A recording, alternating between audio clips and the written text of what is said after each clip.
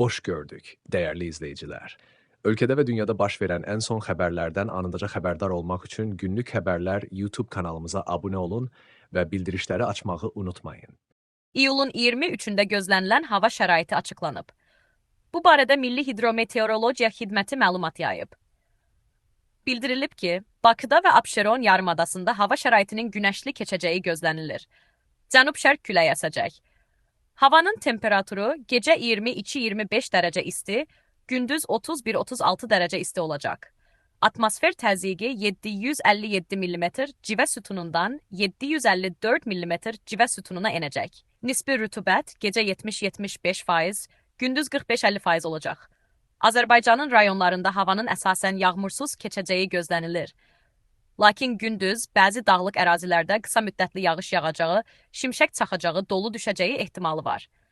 Dağlıq ərazilərdə ara bir duman olacaq. Mülayim şərq küləyi əsəcək.